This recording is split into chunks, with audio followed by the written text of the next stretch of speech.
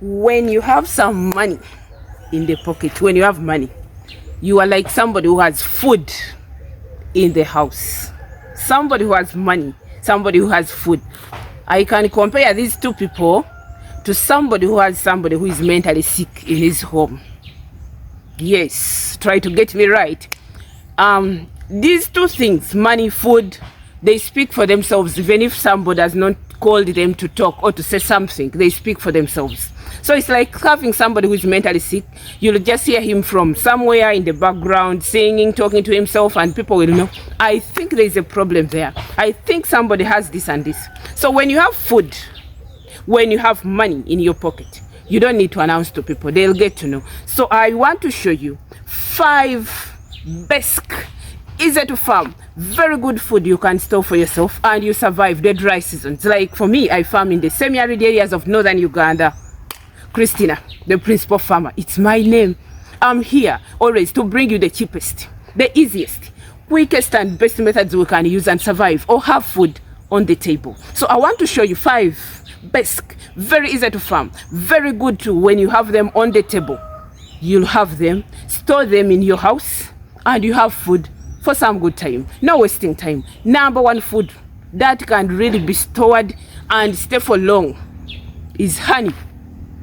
You will say, honey, can it make somebody survive? Yes. When we read the Bible, there is a gentleman called John the Baptist. When he was in the desert, he used to survive on honey and locusts, and he survived for very many years. You can also survive on honey. Only that whenever I bring it in my house, the children within 2 weeks, a big tin like of 2 kilos, it's done. But honey can make somebody to survive. Number 2, I have it here with me. Very beautiful. Rice. Rice I've really tasted. It is some food you can farm and store for long. It stays in your house. You stay eating for years and years. And more so, if you get this rice in its raw form, right here, I have in my bag, there's rice here. I told you in one of the videos that don't mind about my packaging. What we should mind about is the content. So, I have rice. It was harvested from the farm and somebody sold it to me. I have enough. That's why I told you, people with food, people with money, they are like having a mentally confused person in your compound. They talk for themselves. They don't need anybody to announce them. So when you have food, you don't need people to. You don't need to notify people that I have food. You don't need to notify people that I have money. They'll get to know by themselves that that person, I think, has some food. So somebody brought me and was like, I'm selling to you something like 300 kilograms of rice. So I managed to get all of it in its raw form like this. They had just harvested it from the garden.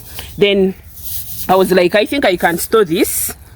And surprisingly, when you have rice like this, even if you were to stay for 10 years without grinding it, opening it like this one here, your rice will stay for years and years when it is still very okay. In this raw form here, actually, I visited some elderly lady. She had kept hers in a drum, a very big drum. These drums which collect water and things of that kind. She had kept it, I think, for 2 years. And even cobweb had built on top. Actually, the other cobweb, when you could put your neck like this to check the rice, it could even strangle your neck and will bury you. You die and will bury you. The cobweb was too much. But what I had to do was to get a stick and remove the cobweb, these spider webs. I had to remove the spider webs. Then we'd put this rice under the sun. After putting the rice under the sun, the next day they went and grinded.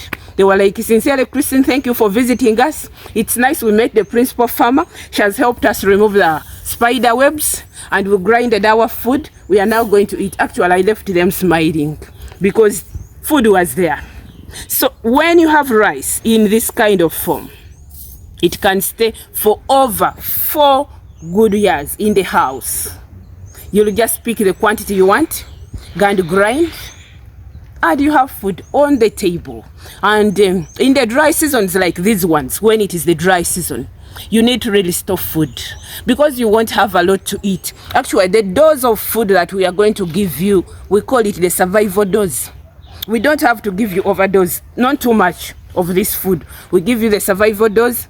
Even when I'm eating my fruits these days, I use a smaller dish, then I eat and smile. Because when you look at my apples here, I farm apples or apples in northern Uganda here. When you look at them, they're all still young. So if there are no fruits to be eaten, you don't expect to eat a bigger dish. You get a small dish like this, and you eat and you stay hungry, you stay happy. You don't stay hungry, you stay happy. So rice is number 2 food, which can be stored for years and years. You just pick the quantity you want, grind, remove the covers, like these ones. It can be stored you can store it in the drums, in baskets, in these small houses for storing food. We have them here in northern Uganda. There are very many. People use them and store food. I think I also need to have one in my compound. I'll see if I'll be allowed to put one. But this rice can stay for very many years if it is in its husks, like these ones. It will give you food. You just pick the quantity you want, go and grind, and you eat. Not really survival dose, but when you have, you can eat the quantity you want. Then you stay happy. It's already hot. Semi-arid areas, they have sunshine in the dry season, so we are not going to waste time. Number 3 food. It's maize. This is maize from my farm, from my garden. Maize. If you have maize like this one, this is how I store mine. Then I bring it in the sun at least once in a month. I bring it in the sun. So you can see the seeds are still very healthy. You can see the seeds, very healthy. So we just remove the seeds. Then we go and grind our flour. When we get this flour, we get a container which is tight, like airtight containers, like this one. You can see opening it, it's also somehow hard. However, this one I was using it for some other purposes. I'm only showing you, my viewers. Airtight container like this. You put your flour and you cover very well. This one can accommodate at least 20 kilograms of flour when it is grinded. Then you'll have to store it in your house. You pick it once in a while, make porridge for the children. You'll say this woman is talking of flour. Where is hers? I have it. I store in my house. Dry seasons, you need to have food on the table. It is very important to store food and you have food on the table. Actually, at the time of COVID-19, when it came, God forbid it should never come back at that time. It was a lock-up everywhere here in Kampala, all houses, all shops, all what. We had nowhere to run to. So keeping food in the house would help somebody to survive. So this is my flour for porridge. I make for my children. Tight containers, cover very well. Store your food. That is number 3, which is a maize flour or corn flour. It can stay for some good time and you stay having food on the table. Number 4, cassava. This is cassava from my garden also. So anything that can be stored, that can be dried, please store it and you have food on the table.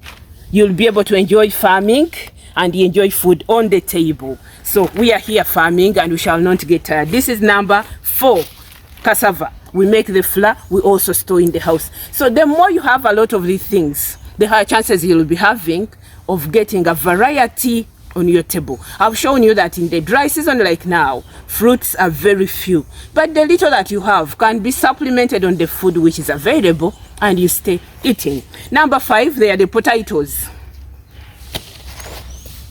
I have all the things from the gardens. Potatoes, these ones I'm going to dry them. They also make very good porridge for children. Potato porridge for the children. You can also have this and dry them, keep them in the house, and you stay having a very good meal for yourself. The sunshine of the dry season is chasing me around, but subscribe if you're new and we stay farming together. Then last but not the least, I have beans. And these beans, I told you, in my family here, at the farm here, We store them with husks like these ones. These husks, they help the beans not to get the weevils. So the day we are going to cook, I just come with my winnower and winnow my food, and I go and cook and have a healthy diet. I have the beans, I have the maize, the corn flour in the house, I have the rice. This can be stored for very many years. Rice is something I've really loved, especially when it is in its raw form from the garden like this. You just put it in any container, I'm telling you, the old woman had it in a drum, and the drum had developed spider webs all over. Spider webs where you could put your head and the spider webs, they strangle your neck and will bury you. But we managed to survive and we got food out of it. So thank you for farming with Christine. I'm always here to bring you the cheapest, the easiest, quickest means of survival and having food on the table. So stay farming with us. We still have a lot. We need to farm together and create very many hunger-free communities of very many smiles around the globe. Thank you. Subscribe. And above all, I just can't leave you, my family, like that. As you subscribe, stay blessed in the mighty name of our Lord Jesus Christ. Love you.